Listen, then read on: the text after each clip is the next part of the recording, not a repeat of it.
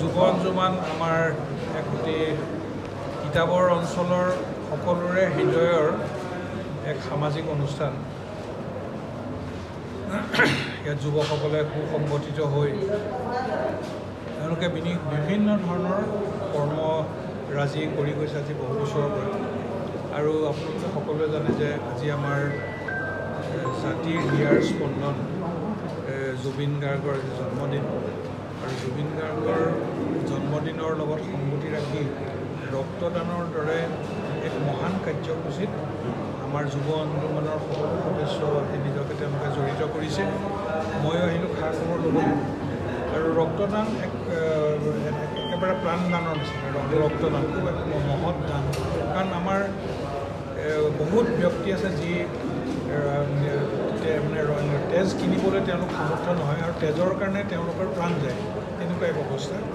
গতিকে আমাৰ যিবিলাক ব্লাড বেংক আছে, এই ব্লাড বেংকত এনেকুৱা ধৰণৰ ৰক্তদান শিবিৰৰ পৰা গৈ এইবোৰ জমা হৈ থাকে আৰু আমাৰ মানৱ প্ৰজাতিৰ কাৰণে এইবিলাক আমাৰ কামত আহে।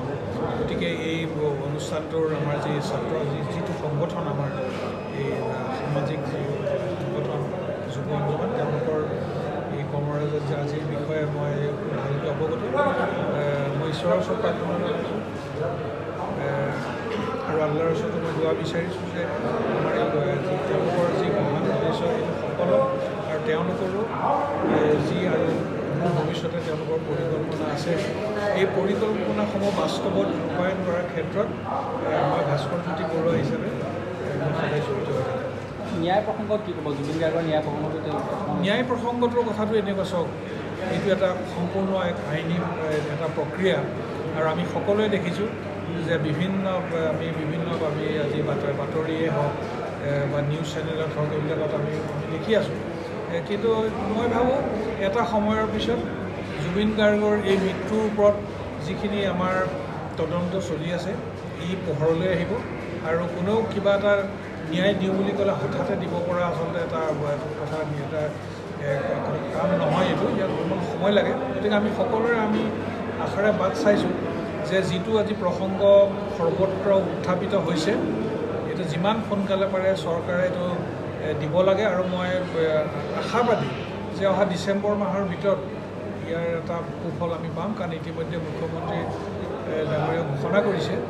কিন্তু তাৰ মাজতো যাতে কোনো আসন আহি নোলায়, আমি সেইটোকে আশা কৰোঁ। আৰু জুবিনৰ মৃত্যু সম্পৰ্কে বিভিন্নজনে অভিযোগ কৰিছে যে ৰাজনীতিকৰণ হৈছে, কংগ্ৰেছকে ধৰি বিভিন্ন দলে ৰাজনীতিকৰণ কৰিছে সমগ্ৰ বিষয়টো। আপুনি কি ক'ব? চাওক, এইটো মানুহেতো ক'বই, আপুনি কাৰ মুখ বন্ধ কৰে। সেইকাৰণে এইটো কোনোবাই মই আজি ভাস্কৰজ্যোতি বৰুৱা, মই এতিয়া যদি ভাস্কৰজ্যোতি বৰুৱা হৈ থাকিলহেঁতেন কিবা ক'লে সেইটো ৰাজনীতিকৰণ নহয়। কিন্তু মই MLA হিচাপে যেতিয়া মই কথা কওঁ সেইটো ৰাজনীতিকৰণ। কিন্তু এটা কথা একেবাৰে স্পষ্ট, কংগ্ৰেছ সদায় কংগ্ৰেছ এটা মহাত্মা গান্ধীৰ দল, দেশ স্বাধীন কৰা দল।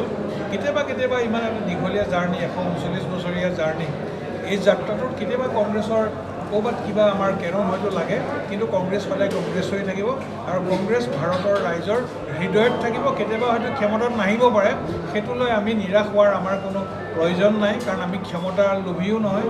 আমি একমাত্ৰ আমি দেশখনৰ ন্যায়ৰ কাৰণে, দেশখনৰ ভালৰ কাৰণে, জনগণৰ ভালৰ কাৰণে চিন্তা কৰা এটা দলেই হৈছে কংগ্ৰেছ।